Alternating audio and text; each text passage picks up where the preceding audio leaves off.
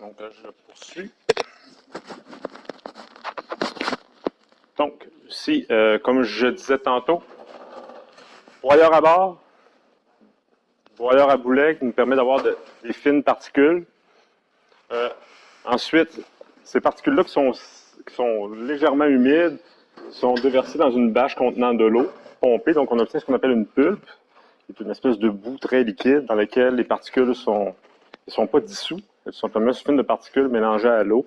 Donc, ça donne ce qu'on appelle une pulpe dans le langage minéralogique. C'est une espèce de boue très liquide qui est pompée. Et c'est à ce moment-là que là, on va utiliser des équipements pour être capable de faire le tri entre les particules qui sont assez petites et celles qui sont trop grosses. Celles qui sont trop grosses vont retourner au broyage et celles qui sont assez petites vont pouvoir continuer leur chemin à l'étape suivante. Donc, vous avez ici des images sur les fameux broyeurs à bord et broyeurs à boulet dont je faisais référence tout à l'heure. On a même une représentation de ce qu'on peut voir à l'intérieur. Donc, broyeur à bord où on voit les barres. Là, les barres occupent un peu plus de la moitié du volume à l'intérieur des broyeurs. Et vous avez la même chose ici, mais vous avez des boulets qui sont à peu près des billes d'à peu près 2 à 3 en fonte blanche qu'on appelle, qui font à peu près 2 à 3 pouces de diamètre.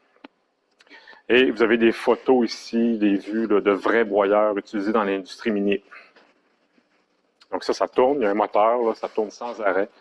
Et puis, on fait l'enrichissement de cette façon-là, le broyage. Oui? Vous dites de la fonte blanche, il y a plusieurs alliages de fonte différents? Il y a plusieurs fontes différents. Une fonte, c'est un alliage fer-carbone à la base, entre 2 et 5 de carbone. Mais il existe plusieurs types de fontes en fonction de la teneur en silicium qui va accompagner le carbone. Lorsqu'on a beaucoup de silicium, bon, à partir de 1,5 jusqu'à 3,4, on obtient on obtient de la fonte à graphite, qu'on appelle, qui elle-même se subdivise en fonte grise, en fonte modulaire, en fonte malléable. Puis, quand il n'y a pas beaucoup de silicium, bien, on obtient ce qu'on appelle une fonte blanche, qui est plus dure en général que la fonte à graphite. Donc, libérer les oxydes de fer du minerai, c'est encore l'objectif qu'on est en train de remplir à travers les différentes étapes, à travers les différents équipements. Ici, ce que vous avez, c'est un broyeur à boulet et autogène. Ça veut dire quoi, autogène? C'est que on a des boulets, mais ce qui va participer aussi au broyage, c'est les grosses particules qu'on ajoute, qui, eux, au départ, étant très grosses et lourdes, elles vont participer au broyage, mais en même temps, elles vont se faire broyer. Donc, autogène, c'est ça un peu que ça veut dire. Donc, ici, vous avez une usine dans laquelle, vous voyez la taille de ce genre d'usine-là, l'usine qui fait du broyage et qui permet d'obtenir à la toute fin le concentré. Les usines, on les appelle habituellement des concentrateurs. Donc, comme par exemple, vous allez dans des usines, des aciéries ou des usines qui font du cuivre ou du nickel ou du zinc, il y a toujours un secteur d'enrichissement comme ça. Puis le secteur de l'usine qui contient entre autres une série de broyeurs, comme vous voyez ici, l'usine s'appelle le concentrateur. Pourquoi? Parce qu'on fait un concentré. On concentre le fer, autrement dit, l'oxyde de fer, dans le cas du fer. Quand c'est des mines de cuivre, c'est souvent le sulfure de cuivre qu'on veut avoir, qu'on va concentrer au départ. Donc, encore ici, ici, pour faire le tri, ben là, il y a quelques techniques qui existent, entre autres le tamis, où on va faire passer les particules dans différents tamis de grosseurs différentes, puis on va faire une classification, c'est-à-dire les grossières vont tomber ici, c'est-à-dire les plus petites, les grossières vont être retenues, puis après ça, on peut faire différents classements en fonction de la taille des particules. Donc, c'est des grillages, autrement dit, les particules fines, elles vont passer à travers, mais les plus grosses ne passeront pas. Fait qu'on on peut procéder de cette façon-là pour trier les fines des grosses, des grossières. Et puis, sinon, on peut utiliser ce qu'on appelle des hydrocyclones, qui vont faire le même travail de classification, mais en utilisant une force centrifuge avec le liquide. Donc là, on va utiliser ce genre de système-là aussi pour séparer. Les grossières vont être moins soumises à la force centrifuge que les fines. Donc on peut faire une séparation comme ça aussi. Et dans le monde, dans le monde de l'acier, souvent, on va utiliser ce qu'on appelle des spirales de Humphreys. Donc ça repose sur le principe suivant ici. Ici, mettons, imaginez un tube contenant de l'eau. Et puis, vous avez un mélange de particules. D'oxyde de fer mélangé avec de la silice, de l'alumine. Mais chaque molécule, chaque particule possède sa propre densité. Comme par exemple, l'aluminium, c'est plus léger que du fer. Hein. Mais les molécules, c'est la même chose aussi. Ils ont leur propre densité. Il y a des minéraux qui sont plus légers que d'autres. Leur densité, leur masse volumique, autrement dit, est plus faible que d'autres. On va exploiter cette différence de masse volumique-là entre les particules. Puis, dans le monde de la sidérurgie, c'est un bon moyen parce que il se trouve que l'oxyde de fer, c'est très souvent la molécule ou l'une des molécules les plus lourdes de tout ce qui l'accompagne dans la roche. Fait que ça, c'est intéressant parce que là, on peut exploiter cette différence-là pour en arriver à avoir que les particules les plus lourdes, en l'occurrence, ce que je veux avoir, l'oxyde de fer, puis de séparer ce que je veux pas. Donc, c'est exactement ce principe-là qu'on exploite ici. Si vous faites une expérience, là, vous avez plusieurs minéraux mélangés ensemble, broyés finement, bien entendu. Il faut qu'ils soient au départ séparés par broyage. Il faut qu'ils soient libérés les unes des autres. Il y a un coup qu'ils sont libérés les unes des autres, là, on n'a pas encore obtenu ce qu'on voulait pur. Là. Maintenant, l'étape suivante, c'est de les séparer.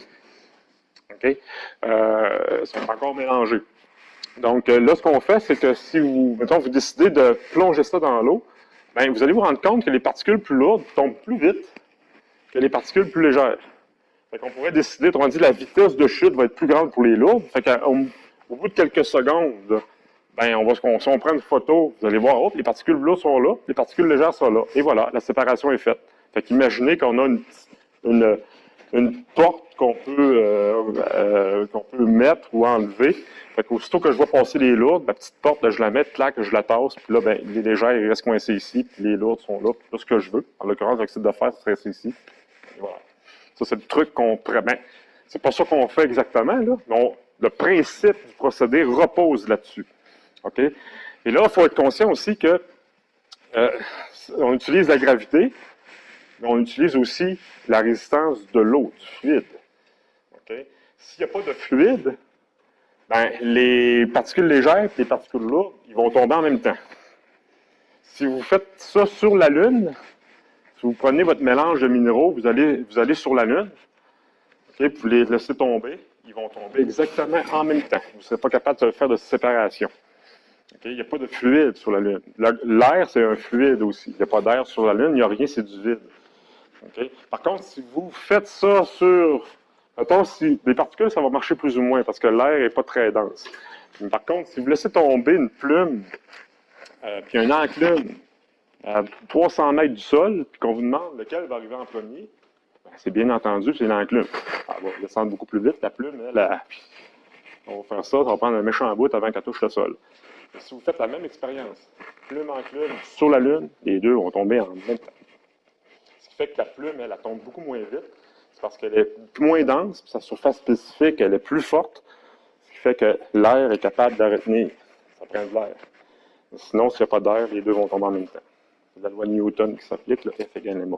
Ici, ce qui fait que les lourdes tombent plus vite, c'est parce que l'eau est moins capable de ralentir les plus lourdes que les légères. C'est ça qui va créer la séparation. OK. Donc, l'équipement qu'on va utiliser, c'est la spirale d'Humphreys. Ça ressemble à ça ici, ce que vous voyez, il y a toute une série. C'est littéralement une glissade qui tourne. Enfin, comme on voit des fois sur les parcs d'amusement pour enfants, une glissade qui est en spirale, comme ça, c'est exactement la même chose. OK? Fait qu'on déverse le mélange, le minerai broyé, par la partie supérieure. Il y a de l'eau avec ça, la pulpe. Là, ça descend. Là, ça descend, puis ce qui arrive, c'est qu'en descendant, en tournant, ça fait une force centrifuge. Donc, ça fait une force. Donc, c'est une combinaison entre la force gravitationnelle et la force centrifuge parce que ça tourne. Comme vous tournez en auto, là, ben, très, très rapidement, vous vous sentez déporté vers l'extérieur. C'est exactement ce qui se passe au mélange. Sauf que cette force centrifuge-là, elle va agir beaucoup plus. Vous voyez, là, c'est la pulpe, les particules sont mélangées à de l'eau. Et là, les particules légères sont beaucoup plus portées à aller vers l'extérieur par la force centrifuge que les particules plus lourdes. Donc, une séparation qui s'effectue. Et là, à partir du dernier tiers de la spirale, il y a à différents endroits, jusqu'à la toute fin, des petites ouvertures ici qui vont recueillir les plus lourdes. En l'occurrence, ce que je veux, ça se trouve que c'est les oxydes de fer les plus lourds. Fait que les concentrer, toutes mes petites particules d'oxyde de fer vont se retrouver là, toutes concentrées. Puis le reste que je veux pas, ben, il va se retrouver ailleurs, puis ça va être la gangue. On s'en débarrasse dans les parcs à risque. Donc c'est comme ça qu'on arrive, c'est comme ça qu'on procède pour la concentration, pour l'obtention d'un concentré de fer. Donc, vous voyez, c'est très différent avec l'aluminium. Donc, autrement dit, on choisit un procédé en fonction des différences de propriété du minéral de valeur par rapport aux autres minéraux qui l'accompagnent. Donc, étant donné que l'oxyde de fer est très différent de l'alumine, donc la stratégie va être différente. Donc, c'est une autre image qui montre le principe, tout simplement, là. Donc, les particules les plus légères, qui se trouvent à être la silice, l'alumine qui accompagne le minerai de fer que je ne veux pas avoir, ben, il va se retrouver déporté. Puis les particules plus lourdes, eux autres, ils restent moins, ont moins tendance à aller vers l'extérieur. Fait qu'il y a une séparation qui se fait. L'oxyde de fer demeure au centre. Ah, puis il existe aussi, il y a certaines mines de fer dans le monde où que le gisement intéressant, c'est le Fe3O4. Généralement, c'est le Fe2O3. Okay? Mais le Fe3O4, dans certaines mines, c'est le minéral de valeur que qu'on veut avoir. Lui, c'est une molécule qui, ça se trouve, qu'elle est magnétique. Le Fe2O3, lui, il n'est pas magnétique. Le Fe3O4, c'est magnétique. Ça veut dire que si tu mets un aimant là-dessus, ça colle.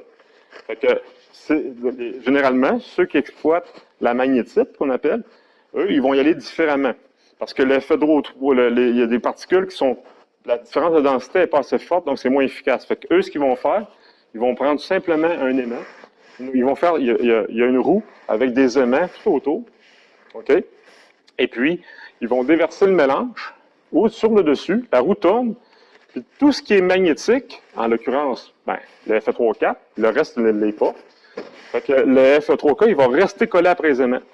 Puis tout ce qui n'est pas magnétique, donc le reste des molécules que je ne veux pas avoir, dont je veux me débarrasser, ils vont tomber ailleurs, ici. Puis ce qui est aimanté, ben, il va tomber parce qu'il reste collé un certain temps. Puis là, on réussit à faire une séparation de cette façon-là. Donc, ce sont des électroaimants, autrement dit. Autrement dit, l'aimant agit uniquement à un certain endroit. Donc, la composante qui est ici, elle devient magnétique uniquement quand elle est en contact avec une source magnétique qui est ici. Rendu ici, elle n'est plus magnétique parce que sinon, la particule elle resterait collée et ça tomberait tout le temps. Rendu à partir d'ici, la composante n'est plus magnétique. Ça on dit là, après ça, la particule elle tombe librement. Donc, elle est magnétique uniquement là où on veut qu'il y ait une séparation qui se fait à peu près ici. Là. Puis là, après ça, les particules sont relâchées, puis on a une séparation qui se fait comme ça. Vous voyez les petits trucs qu'on prend en métallurgie. Là, ce qui est intéressant aussi, c'est que ça permet, tant la spirale d'Humphreys, comme ça, que ça ici, non seulement on est capable de faire la séparation, mais la séparation de manière très efficace à très grand volume. La roue, elle tourne pas. Là, on s'imagine très bien là, que ça arrive à très grande vitesse. Là, puis, sur un rythme très, très grand, on produit beaucoup de fer là, de cette façon-là. Donc ça, c'est un circuit de concentration. Bon, un résumé de procédé, là, le broyeur, le tamis, les spirales d'Humphreys, bon, avec le concentré final qui va sortir ici. Souvent, là, ici, ça montre que les spirales d'Humphreys, on va en utiliser un certain nombre en série. Parce qu'une spirale, c'est pas assez.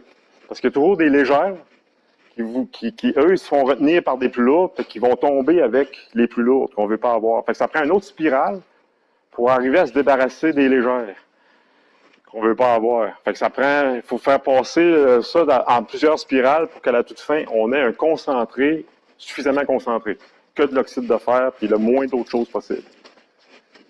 Oui. Pourquoi il y en a qui ne débarrassent pas des plus légers comme en mettant des trous plus hauts? Comme ça, ils vont juste se mettre. Oui, parce que ça prend un certain temps avec que la séparation se fasse. Okay. Si c'est trop haut, c'est encore trop mélangé. Il faut que ça descende pendant un certain temps, la séparation se fait progressivement.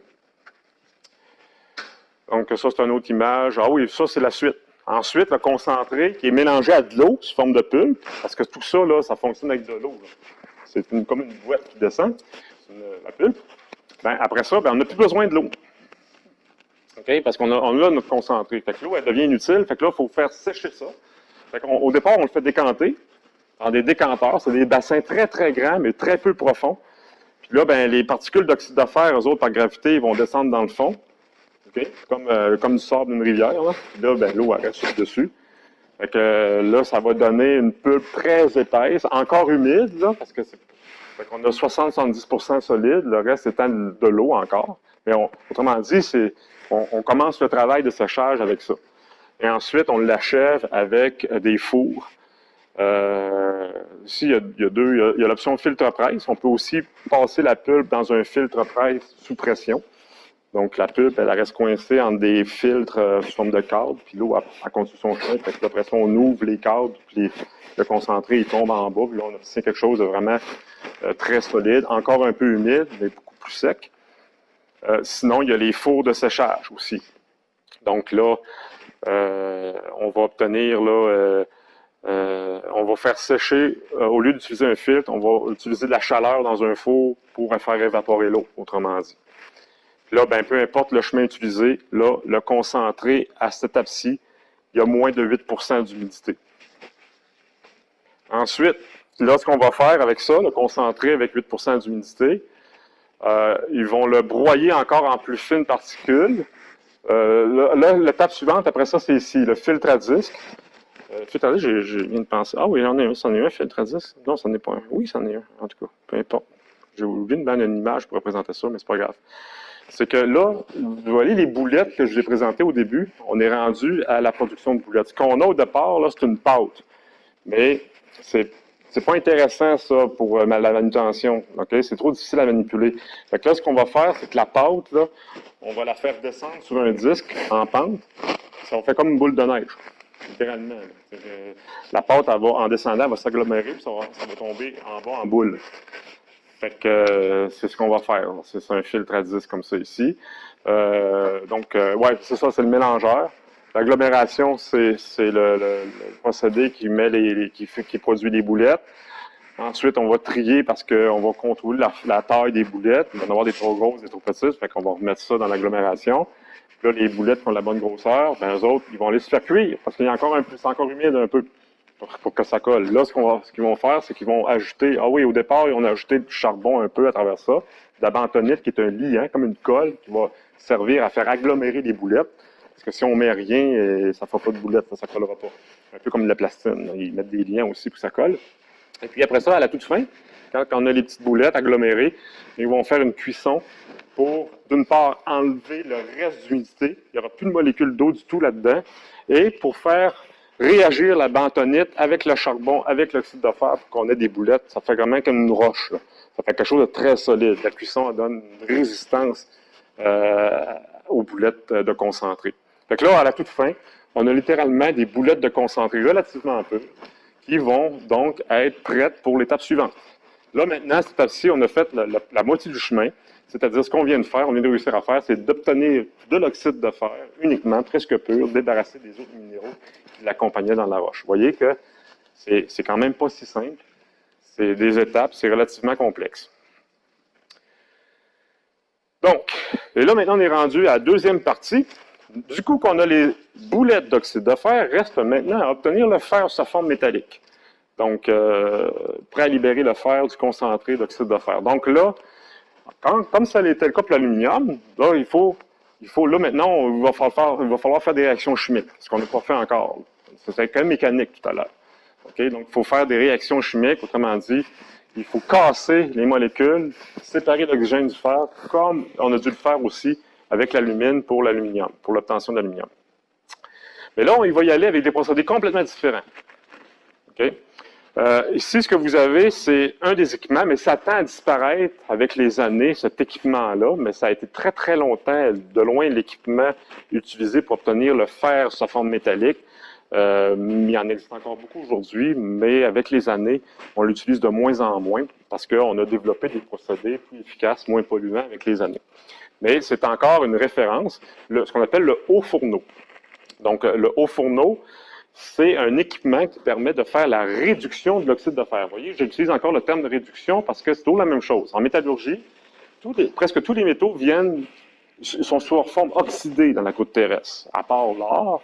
Une partie du cuivre, il y a du cuivre qu'on trouve sous forme métallique, de l'argent aussi, mais mis à part ça, le reste des métaux qu'on utilise sont au départ sous leur forme, sous forme oxydée, soit avec de l'oxygène, soit avec du soufre, soit avec du carbonate, peu importe. Donc, il faut désoxyder l'oxyde. Donc, autrement dit, le mot qu'on utilise, c'est réduction. Désoxyder un oxyde, c'est le terme exact, c'est réduire l'oxyde. Donc, obtenir le métal, redonner les électrons au métal. C'est encore ça qu'on va faire. Parce que l'oxyde de fer, l'oxygène, il est tannant. C'est un piqueur d'électrons. Il a piqué des électrons d'aluminium pour former l'alumine. Il a fait la même chose, il a piqué des électrons au fer pour former l'oxyde de fer. Puis quand on brise la molécule, automatiquement, l'oxygène part avec les électrons. Okay? Puis le fer se retrouve sous forme d'ion, puis il n'est pas capable d'être sous sa forme métallique. Il faut se rappeler que pour qu'un métal soit sous sa forme métallique, il faut que l'atome métallique ait tous ses électrons. Le problème, c'est que l'oxygène, lui, quand tu veux le séparer du fer, comme ça l'était le cas pour l'aluminium, il part avec les électrons qu'il a piqués au fer, si on les sépare. Donc, il faut trouver un moyen de redonner les électrons au fer, les arracher à l'oxygène. Comme on a fait une cuve d'électrolyse, on s'est aperçu que c'est ça qu'on faisait. Ce qu'on faisait, c'est qu'on arrache les électrons aux ions d'oxygène et le redonnait à l'aluminium. Un four de réduction, ça va faire le même résultat, mais de manière autrement. On n'utilisera pas d'une tension électrique. C'est un procédé qu'on appelle pyrométallurgique. Donc, dans le monde de la réduction des métaux, dans la métallurgie extractive, il y a 3 types de procédés. Il y a des procédés électrométallurgiques, donc une cuve d'électrolyse, qu'on va utiliser pour l'aluminium, le magnésium. Puis il y a des procédés pyrométallurgiques. Pyro, ça veut dire feu. Donc, des procédés, des fours dans lesquels il fait très chaud, que du feu, pas d'électricité. Okay? Donc, pyrométallurgique. Puis il y a aussi des procédés hydrométallurgiques, qui sont d'autres types de procédés de réduction aussi, mais dont on ne parlera pas dans le cours. Donc, ça a cette forme-là. C'est une forme un peu conique, comme ça, un four. Et là, comment on procède? C'est que le concentré, les boulettes d'oxyde de fer, on va alimenter le four, on va en alimenter par la partie supérieure, comme ça ici. Donc, l'alimentation fraîche, là, c'est des petites boulettes d'oxyde de fer. Et puis, on va aussi ajouter, l'alimentation fraîche, dans le fond, c'est un mélange. On va prendre l'oxyde de fer, puis on va mettre du charbon, les deux en même temps. Okay? Du coke, la coke de pétrole, autrement dit. Puis là, on va alimenter ça en même temps. Puis là, ça va descendre dans le fond. Il fait très chaud dans le four. Dans le cas des fours, c'est autour de 1400 degrés C à peu près. Et là, ce qui se passe, c'est que là, la charge, elle va s'accumuler ici, puis elle descend, puis elle va fusionner un petit peu. Puis en même temps, ce qu'on va faire, c'est qu'on va injecter de l'air par la partie inférieure. Vous voyez ici, le tiron blanc, là, c'est des injecteurs d'air. On prend l'air, puis on va l'injecter à travers la charge. Donc, c'est poreux, là, ici. Là. C'est pas un bloc solide, c'est des boulettes, puis des petites particules de charbon empilées les unes dans les autres. Donc, l'air va pouvoir circuler librement. Et ensuite, qu'est-ce qui se passe? Bon, on va aller à une autre image pour expliquer un petit peu qu'est-ce qui se passe dans le four. Donc, vous voyez les réactions chimiques qui auront lieu dans le four. Donc, de la réduction. OK?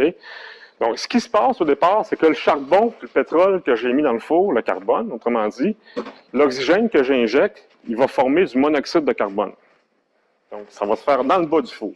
Donc, il va y avoir instantanément une réaction d'oxydation du carbone pour la formation de monoxyde de carbone. Et ce monoxyde de carbone-là, qui lui va avoir tendance à grimper vers le haut, il va aller rencontrer toutes les particules d'oxyde de fer, il va aller entourer les billettes d'oxyde de fer, puis réagir instantanément pour faire de la réduction. Vous voyez, le monoxyde de carbone, l'oxygène du fer, lui, il trouve le monoxyde de carbone plus cute. Fait qu'il va aller quitter le fer, puis il va aller se combiner au monoxyde de carbone. Donc, vous voyez, là, on n'a pas encore le fer métallique. Donc, ça se fait en plusieurs étapes. On commence par enlever un premier oxygène. Là, ça reste encore oxydé, mais sous une autre forme d'oxyde, du FeO. Puis après ça, là, on forme du CO2, parce que là, un des oxygènes ici est allé se rajouter au monoxyde de carbone. Donc, ça fait un deuxième atome d'oxygène, donc du dioxyde de carbone. Après ça, le FeO qui est ici, il y a encore un autre monoxyde de carbone, même un autre, tantôt ça en prenait deux, là ça en prend rien qu'un. Il arrive encore, puis il va aller compléter la réduction. Donc, l'oxygène qui reste ici, lui, il préfère être avec le monoxyde de carbone que de rester avec le fer. Donc, le fer va se retrouver sur sa forme métallique et faire du CO2. Et ce qui est intéressant, c'est que tantôt, je vous ai dit, le fer, le carbone, lui, l'oxygène, lui, il aurait tendance à partir avec les électrons du fer. C'est pas ce qui se passe, parce qu'on voit que le fer est sur sa forme métallique. Il y a tous ces électrons. Mais qu'est-ce qui fait que l'oxygène, qui est si avide d'électrons, décide de laisser les électrons au fer pour que le fer soit sur sa forme métallique? C'est lui ici, c'est le carbone. Le carbone, c'est l'oxygène. Moi, j'en ai assez d'électrons, tu n'as pas besoin d'en piquer au fer. Ça prend du pétrole et du charbon pour faire l'acier. C'est le seul atome qui est capable de dire à l'oxygène, moi, j'en ai des électrons, tu vas pouvoir les garder au fer. C'est la seule façon de faire ça. Okay. Donc, c'est ça, c'est de la chimie, beaucoup, la métallurgie, puis c'est des principes qu'il faut connaître pour comprendre l'utilisation du pétrole qu'on a aujourd'hui. Pas de pétrole, pas de métal. Pas de char, pas d'avion, pas de cellulaire. Parce qu'on ne sera pas capable de produire des métaux. Parce que le carbone est le seul élément périodique qui est capable de réduire l'oxygène qu'on a en quantité suffisante. Oui.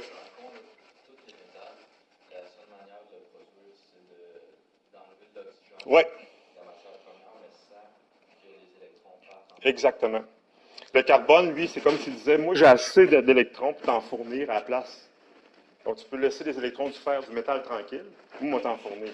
On va former une molécule stable ensemble, en l'occurrence le CO2. C'est ça le moyen. C'est pas la même chose tantôt. Oui, l'alumine, c'est la même chose en résumé. C'est la même chose, sauf que on va combiner une tension électrique. Mais en résumé, c'est exactement le même principe. Donc ça, c'est la réaction globale. Donc, charbon, carbone, plus oxygène, plus l'oxyde de fer, ça donne du fer métallique plus du CO2. C'est la seule façon de faire de l'acier. Donc, ce qu'on s'aperçoit, c'est que le pétrole, il y a une petite partie du pétrole dans le monde qui sert à faire avancer des autos, à peine 5%. Le pétrole, c'est un mélange de beaucoup d'hydrocarbures différents. Les molécules, les hydrocarbures, c'est un mélange de carbone-hydrogène. C2H6, C3, c'est un mélange de plusieurs choses. Quand vous allez vers Montréal, à Montréal-Est, il y a des tours que vous voyez, c'est des tours de distillation. Ça prend du pétrole brut, ça sépare tous les petits constituants du pétrole. Puis chaque constituant a son application. On fait de l'asphalte avec ça, les plus lourds, l'asphalte, du charbon. Les plus légères, on va faire des gaz plus légers comme le propane, le butane pour les barbecues. Tout ça, au départ, là, c'était dans le pétrole. C'est tout mélangé ensemble, on sépare ça. Il y a une partie qui sert à faire de l'essence pour les autos. Il y a une autre petite partie qui sert à faire de l'essence pour les avions. C'est pas la même essence. Donc, c'est tout ça. OK? Et ce qu'il faut comprendre, c'est que, bon, ben, les particules les plus lourdes, dans le fond de la colonne d'Odicier, elle va servir à faire des métaux. Donc, le pétrole, imaginez qu'il y a des voitures électriques. Ben, les voitures électriques, ça prend du pétrole pour les fabriquer. Tu t'en sors pas. Okay? Pas te débarrasser du pétrole. Okay? Tu peux t'en débarrasser un peu parce que tu vas avancer avec du courant électrique au Québec. Si vous branchez votre voiture, votre électricité est faite à partir de barrages. Donc, on peut faire avancer un véhicule sans pétrole au Québec. Mais 93% de l'électricité dans le monde est produite à partir de pétrole. Donc, si vous branchez votre voiture dans des pays comme la Hongrie, qui fabriquent tout leur pétrole, toute leur électricité avec du pétrole, puis vous avez un auto électrique, ça ne sert à rien. Parce que là, au lieu de brûler le pétrole dans le char, c'est l'usine qui la brûle à ta place. Et le résultat, l'émission de CO2 net est la même. 93%, c'est comme ça. Oui. Il y avait une vidéo d'un gars qui a un char électrique qui est en panne, je pense que c'est une Tesla. Puis il dit au gars, genre, j'ai besoin que tu m'aides, faut que j'aille faire le plein. Puis dans le fond, il demandait qu'il voulait du gaz. Il allait chercher un bidon de gaz pour mettre le gaz dans une génératrice dans son char électrique. 93% des autos électriques, c'est ce qu'on fait dans le monde. Et pour en rajouter une goutte, un auto électrique, à fabriquer, c'est 1,6 fois plus de pétrole qu'un auto normal pour la fabrication. La pile, lithium-cobalt, ça prend énormément de pétrole à produire, ce que n'a pas un véhicule à essence. Donc, il faut vous rouler entre 50 000 et 70 000 km, dépendant si c'est une Tesla 3 ou une S, dépendant de la capacité de la pile, pour rembourser l'empreinte carbone. Autrement dit, si vous achetez un auto électrique, vous devez au moins parcourir 70 000 km avant de dire que vous êtes égal avec un char à essence au niveau de l'émission de carbone, parce que pour fabriquer le char électrique, il faut polluer beaucoup plus que pour construire un char à essence. Donc, il y a un remboursement à faire. Vous êtes déjà rendu à 70 000 km. Puis votre auto électrique, elle ne t'offre pas plus longtemps qu'une voiture à essence, parce que ce qui fait qu'un auto arrive en fin de vie, c'est la corrosion. Fait que dans 10 ans, il va falloir fabriquer un autre char électrique qui va polluer encore. Donc, c'est pas de rouler avec un auto, c'est de fabriquer le char. Ça, c'est pas beaucoup de monde qui veulent le dire, c'est pas beaucoup de monde qui le savent. OK. Je continue. Libérer, bon, ben c'est ça, en résumé. À la sortie d'un haut fourneau, j'avais un film sur un haut fourneau, mais je pense que je vais vous laisser le voir. Je vais le mettre sur le layup, je vous laisserai le voir. Là. Donc, à la sortie d'un haut fourneau, on obtient de la fonte. OK, un haut fourneau, tu n'obtiens pas l'acier ou le fer pur. Contrairement à l'aluminium d'une cuve d'électrolyse, l'aluminium est vraiment très pur. Presque. C'est 0,1% d'impureté. Mais dans le cas de la fonte, ce que vous avez en bas ici, Donc, la fonte, elle va se retrouver à l'état liquide, OK, ici en bas. OK, donc, le fer qu'on produit à travers la réaction qui est ici, le fer, là, quand il se forme, il est liquide. OK, puis on est en haut de son point de fusion dans le four. Donc, là, il va couler. Le fer, mettons, le fer qui est produit ici, il va couler par gravité à travers la charge qui est ici, puis ça va tout se ramasser dans le fond. C'est une fonte qu'on a. Parce qu'une fonte, c'est quoi? C'est un mélange fer-carbone. 4 de carbone environ dans la fonte qui sort des hauts fourneaux. D'où vient ce carbone-là? C'est parce que le fer, lui, quand il s'écoule, il touche encore du charbon. Fait que le charbon, il rentre dans le fer. Fait que le fer, il absorbe du charbon, puis quand il tombe, il tombe en bas, ben, il y a un mélange carbone-fer qui se fait. Donc, 4 de carbone. Puis après ça, à intervalles réguliers, une fois par jour à peu près dans le cas des hauts fourneaux, il y a un opérateur qui va aller percer un trou, parce qu'il perce vraiment un trou, là, c'est pas un tuyau, il faut qu'il perce. Il perce un trou dans le réfractaire, puis là, il fait couler la fonte dans une poche de coulée. Tous les jours, une fois par jour à peu près. Puis là, ben, la charge descend, on remplit la poche, comme ça s'en va ailleurs. Donc là, on a de la fonte. On n'a pas encore de l'acier, c'est de la fonte. Okay? Par définition, une fonte, c'est un mélange fer-carbone entre 2 et 5 de carbone. Dans le cas ici, c'est 4 OK. Donc, oui, ben, il y a une partie de la fonte. OK, c'est 1150 à peu près la température de point de fusion de la fonte. Là. Mais on est au-dessus de ça, la fonte qui tombe, qui sort du four. Et puis la fonte, ben ça, il y en a du monde qui achète ça. Ça a beaucoup d'applications. Fait qu'une partie de la production qui va être coulée dans lingot. La poche de coulée, elle va les couler des lingots en moule fermé. Puis elle va vendre ça à des clients qui achètent de la fonte parce que ça a des utilités de la fonte. On s'en sert encore beaucoup aujourd'hui, entre autres pour des moteurs. Il y a encore beaucoup de moteurs de 4x4 qui sont faits encore en fonte parce que ça coûte pas cher la fonte. C'est très économique, donc on peut baisser le prix du camion. Bon. On peut faire des haltères aussi avec ça. Si vous vous entraînez, souvent c'est de la fonte. Et souvent, pas souvent, j'ai déjà eu la question, je me rappelle, quand j'ai eu une formation d'entreprise, j'ai eu une question, hey, prof, pourquoi que la fonte, c'est plus pesant que l'acier? Là, j'ai pas compris. Non, c'est un peu plus léger parce qu'il y a du graphite dans la fonte. Le graphite est très léger, ce qu'il n'y a pas dans l'acier. Donc, je dis, la fonte, c'est un petit peu plus léger que l'acier, c'est pas plus lourd. Il ne comprenait pas, le monsieur, parce que lui, quand il s'entraînait, il disait de la fonte. Il pensait qu'on prenait de la fonte parce que c'était pesant. Oui, c'est pesant, mais c'est pas la raison, c'est parce que ça se coule très bien, de la fonte. Donc, pour faire des haltères, c'est une forme coulée, puis ça se coule très bien, puis il n'y a pas de défaut. C'est facile à fabriquer, puis ça coûte pas cher. C'est la raison pour laquelle on utilise la fonte pour faire, entre autres, des haltères. OK, il existe une variante du four vertical. Il existe, au lieu de le vertical, on le met horizontal. Ça donne ce qu'on appelle un four horizontal.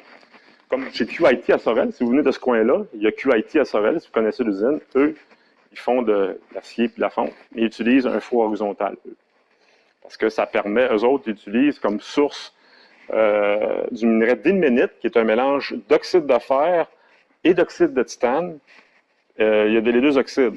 Et chez QIT, l'oxyde de titane qui est mélangé au minerai, ben, lui, il est valorisé. C'est-à-dire, on le concentre, puis il y a du monde qui achète ça, de l'oxyde de titane. Ça sert, entre autres, pour faire des peintures.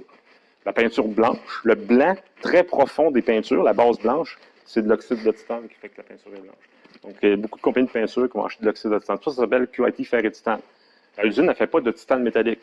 Elle ne fait que ça, elle s'arrange pour non seulement concentrer l'oxyde de fer, parce qu'elle fait aussi de l'acier et de la fonte, mais elle va réussir aussi à concentrer avec un autre procédé l'oxyde de titane. Mais le bas fourneau, ce qu'il fait, c'est qu'il permet à la fois la séparation de l'oxyde de titane et l'oxyde de fer. C'est un procédé avec des électrodes. Là, donc, le concentré est déversé dans le four, puis l'oxyde de titane, lui, il est libéré. L'oxyde de fer, lui, il est réduit. Donc, ça fait de la fonte au fond, liquide. Puis, l'oxyde de titane, elle est aussi liquide. Puis, elle fait une couche par-dessus. L'oxyde de titane, puis la fonte, ça se mélange pas, mais l'oxyde de titane est plus légère. Fait que là, après, au bout d'un certain temps, là, il perce un trou à la hauteur de l'oxyde de titane.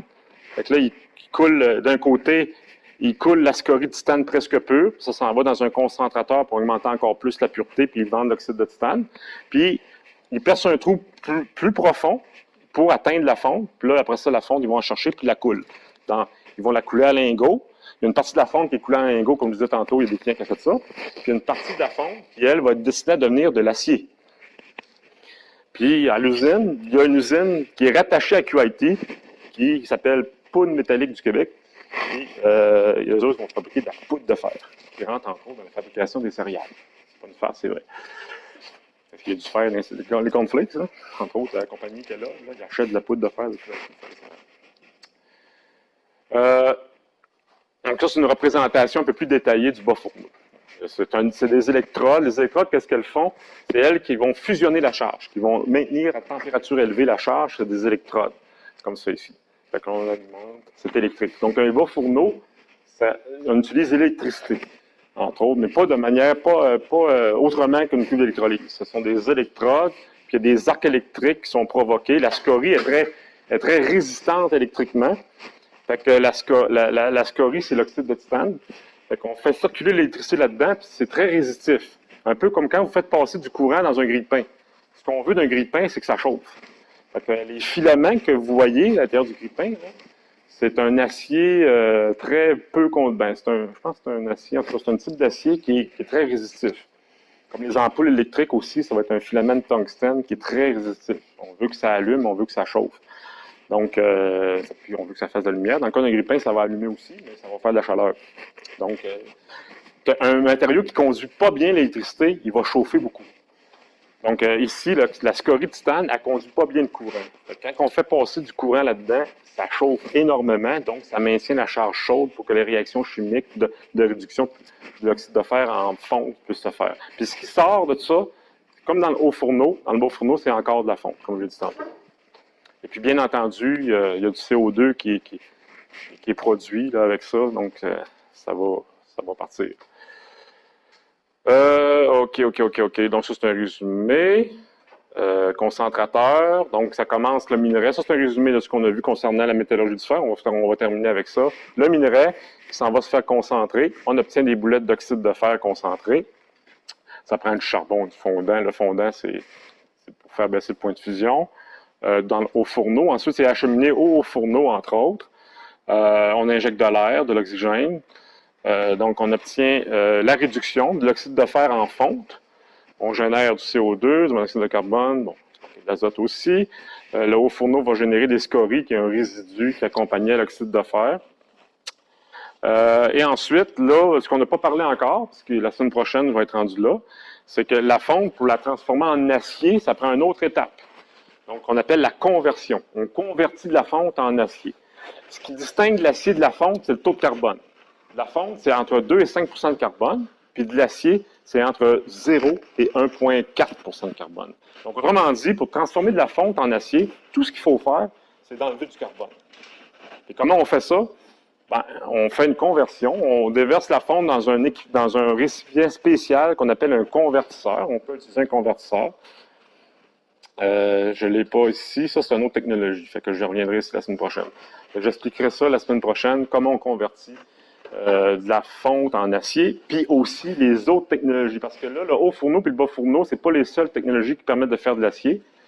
Il y a deux autres technologies aussi, entre autres les fours de réduction directe, qui permettent aussi d'avoir de manière plus environnementale, parce que là, on va plus utiliser du gaz naturel au lieu du pétrole pour obtenir l'acier, mais dans des équipements qui sont différents. On a utilisé ce qu'on appelle un four de réduction. Il y a une acierie à Contrecoeur. Là, il y a Sorel, que je vous ai parlé, QIT, mais un petit peu plus loin vers Montréal, il y a une autre ville qui s'appelle Contrecoeur, où là, on a une acierie qui utilise le procédé dont je vais vous parler la semaine prochaine, qui s'appelle ISPAT, non, ça s'appelle plus ISPAT aujourd'hui. C'était l'ancienne site d'Agdosco, je ne me souviens plus le nom, mais je vous parlerai de ça la semaine prochaine. Et voilà, ça complète pour cette semaine. Donc, rappelez-vous que vous n'avez pas à vous présenter la semaine prochaine.